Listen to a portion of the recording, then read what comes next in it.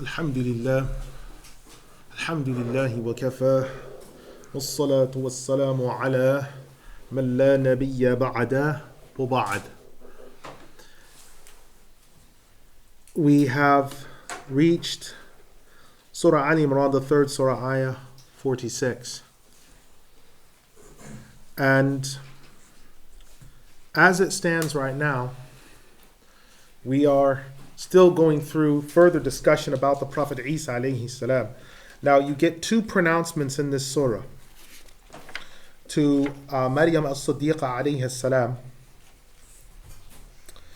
One pronouncement to her was when in ayah 42 the angels came to her and spoke with her. And in ayah 45 onwards, these were the proclamations, the enunciations of what was to be said. If you speak with Catholics, they will refer to these incidents when the angels came to Mariyam as-Siddiqa alayhi salam as what is called the Magnificat. And there are lectures that they go to, books that they've written, huge amounts of devotional literature dedicated to the Magnificat. As you get closer to the season in December, where they celebrate what they believe was his birth, there will be lectures on the radio and probably online, and there will be hymns chanted, and these hymns will usually be entitled the Magnificat, and it's supposed to be the words that she stated in Latin when she received the victorious annunciation of the birth of the Prophet Isa alayhi salam. So again, Muslims and Catholics would have in common the understanding of the Magnificat in the sense that the annunciation is true. That occurred. That was stated. There's not very much dispute about the content of the Magnificat and the content of the annunciation that the Muslims have received. The dispute between the Muslim and the Catholic comes in what does that mean? For the Muslim, that means that this Messiah, this ruler to come, was the greatest of the children of Israel, of their prophets. For the Catholic and the Protestant as well, this will mean that he is incarnate deity. And for the Catholic on a greater level, that she is Theotokos, the mother of God. So you have to understand that your dispute with the Catholic, if you come into a discussion, may not necessarily be one of content, but it is one of significance and purpose. Now the Annunciation continues with ayah 46. Imam Ibn Al-Jawzi rahimahullah, he says, quote, "And so the Exalted One, he has told us in this regard, وَيُكَلِّمُ النَّاسَ فِي الْمَهْدِ وَكَهْلًا وَمِنَ الصَّالِحِينَ قَالَتْ رَبِّي أَنَّى يَكُونُ لِي وَلَدٌ وَلَمْ يَمْسَسْنِي بَشَرٌ قَالَ كَذَلِكَ اللَّهُ يَخْلُقُ مَا يَشَاءُ إذا قضى أمرا فإنما يقول له كن فيكون ويعلمهم الكتاب والحكمة والتوراة والإنجيل ورسولا إلى بني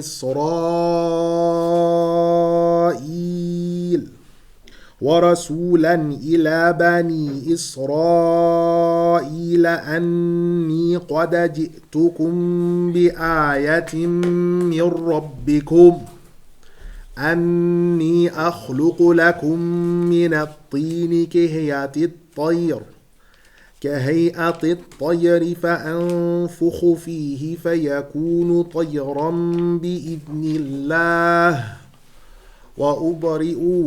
وأبرئ الأكمه والأبرص وأحيي الموتى بإذن الله وَأُنَبِّئُكُم بِمَا تَأْكُلُونَ وَمَا تَدَّخِرُونَ فِي بُيُوتِكُمْ إِنَّ فِي ذَلِكَ لَآيَةً لَكُمْ إِن كُنتُم مُؤْمِنِينَ.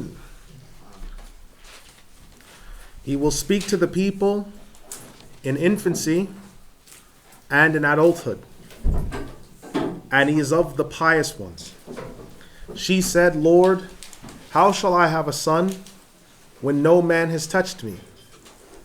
He said, likewise, indeed Allah creates what he wills. When a matter is ordained, he merely says to it, be, and it is. He shall teach him the book and the wisdom and the Torah and the Injil. And he is a messenger to the children of Israel. Indeed, already I have come to you with a sign from your Lord. Indeed, I create for you from a bird in the form of a bird, and I blow into it, and it becomes a bird with the permission of Allah. And I heal the sick and the leper, and I give life to the dead by the permission of Allah. And I inform you of that which you eat, and that which has come to pass in your homes from before. Indeed, in that is a sign for you, if indeed you truly believe. Surah Al Imran, the 3rd Surah, ayat 46 to 49. When the Exalted One has said, and in adulthood, as we said before, this means that someone is 33 years of age and more. The Prophet Isa alayhi salam, when he was sent, Allah sent him to his people to preach at 33 years of age. And his message remained among them for 30 months. Then Allah caused him to ascend. Wahab ibn Munabbih has said that the revelation came right as he reached the age of 30 years, and he preached this message for 3 years. Then Allah caused him to ascend. Ibn Al-Ambari has said, he, alayhi salam, had already reached 30 years of age, and he had entered into his adulthood. The Arabs use the expression of kahl whenever someone has reached 30 years of age,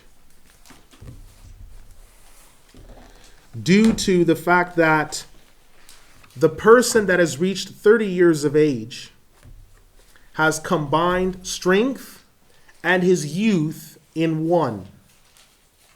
So when they say that the trees have reached their kahl, it means that the stock has gone from a sapling, it has gone from a seed to a sapling to a tree.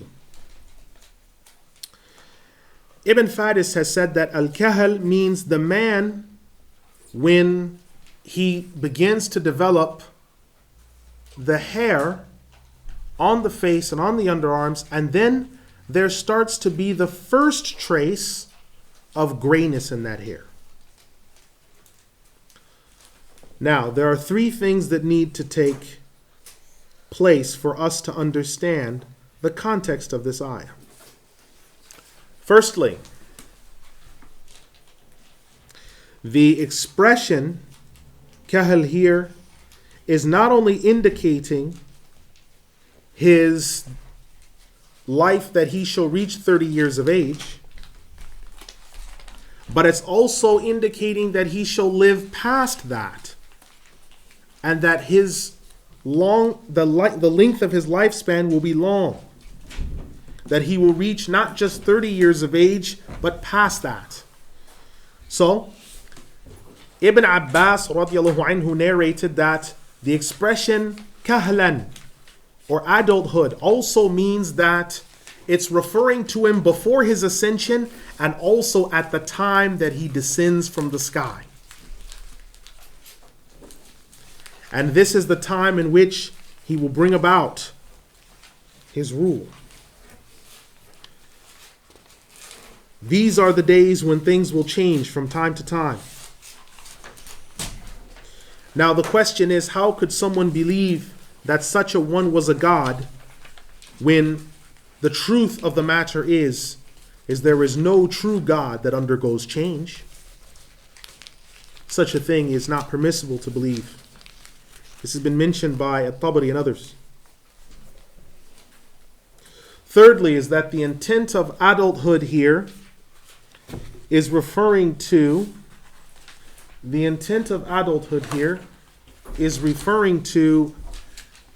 forbearance. And the forbearance referred to is talking about the forbearance that comes in adulthood when one reaches the age of distinction.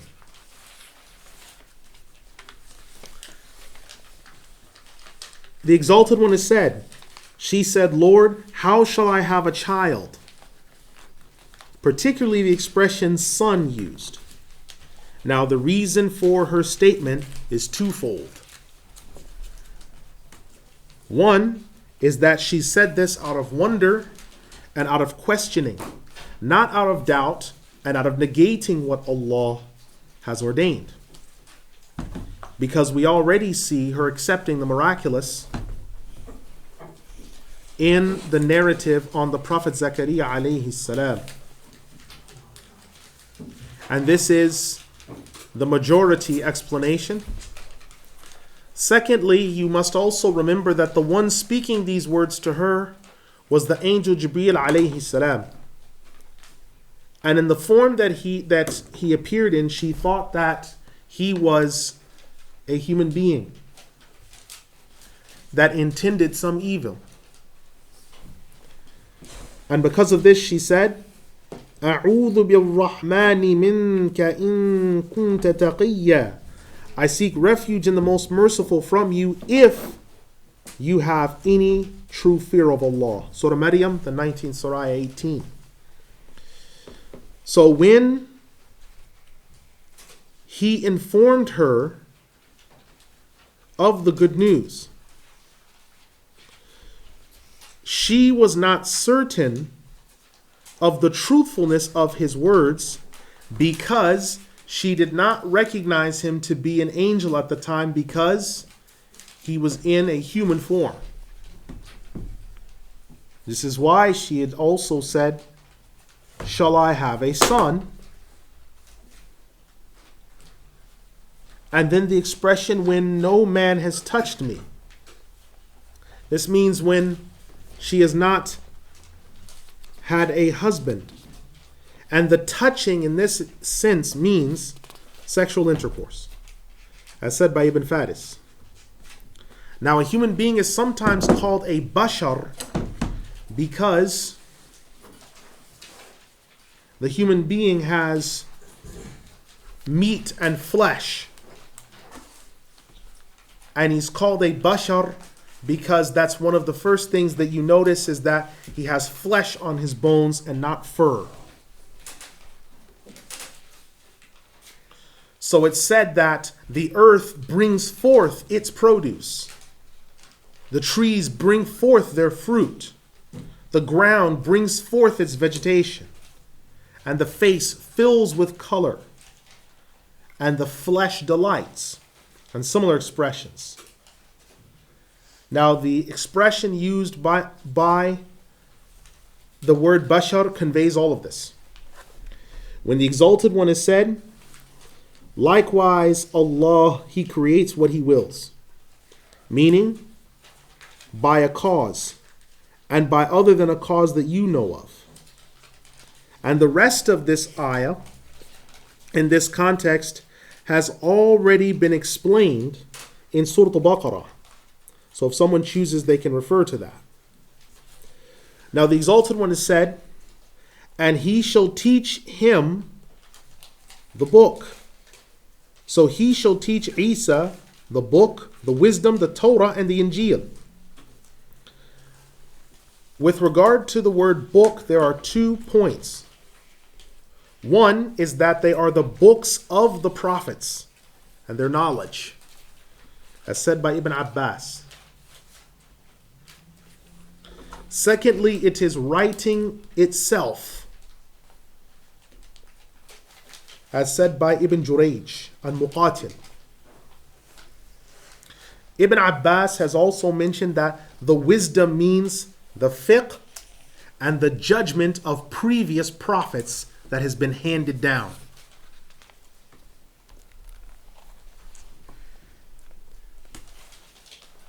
A messenger sent to the children of Israel, it means that Allah is saying we made him a messenger, and he shall speak to people as a messenger. And now comes the statements that he shall make. Indeed, I shall create.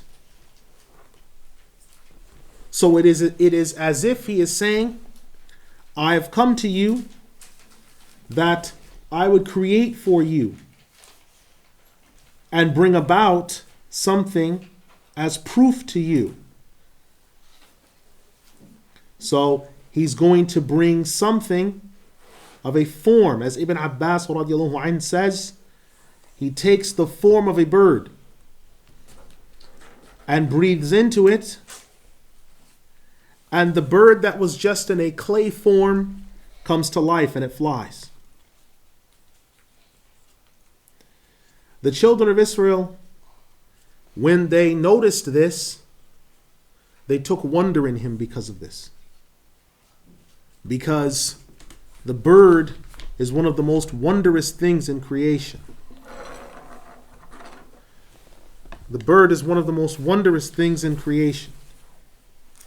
It is narrated from Abu Sa'id al-Khudri that he said to them, "What do you want?" And they said, "We want that you should show us the form of a bird." And they asked him for the most difficult bird to be made. And he caused a bird to be made from the clay, breathed into it, and it came to life. And this bird flew without even need of feathers. And as the people looked at the bird, they saw it. And their eyes were not veiled from it. And when they looked away, that bird, when its time had finished, it fell down and it died. And the reason for this is that Allah showed the difference between the action of a creation and the action of a creator.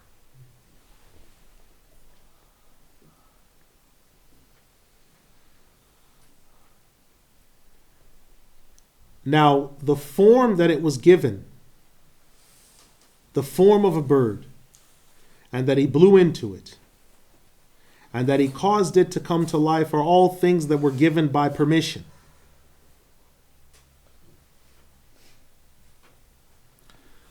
As for the one who was akma, this has to do firstly with someone who was born blind. As related by Ad-Dahhak from Ibn Abbas, and Sa'id from Qatada, and Yazidi and Qutayba and Az-Zujaj. It's secondly mentioned that the one in this situation is blind completely. They were born blind.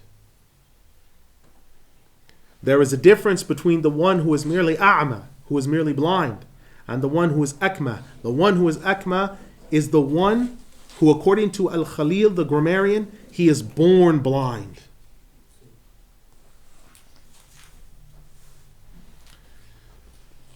The person who is born blind is afflicted, as is mentioned by Ikrimah. Fourthly, this will be a person who only sees, although blind, he can make out some light or some images, but he can't see at night. As said by Mujahid and Ad-Dahhak. And the leper is the one who has the illness in the skin. And this was very prevalent in the time of Isa alayhi salam. What was prevalent in his time as well was knowledge of medicine. And so he showed them a miracle that was connected with the phenomenological circumstances that they knew. Because in their time, they did not know any cure or medicine for someone who was born blind or someone who was a leper. And this was a definite and decisive proof on the truthfulness of his prophethood. Wahab ibn Munabbih mentioned that in the time of Isa, the ill were gathered in front of him, and in one day, some 50,000 of these people were brought. And they asked for dua. They asked for dua. And the dua was granted. The scholars of commentary mention that of those resurrected, there were 4 people that were brought back from the dead in his time. Ibn Abbas radiallahu anh has said that all of these 4, they remained until they had progeny.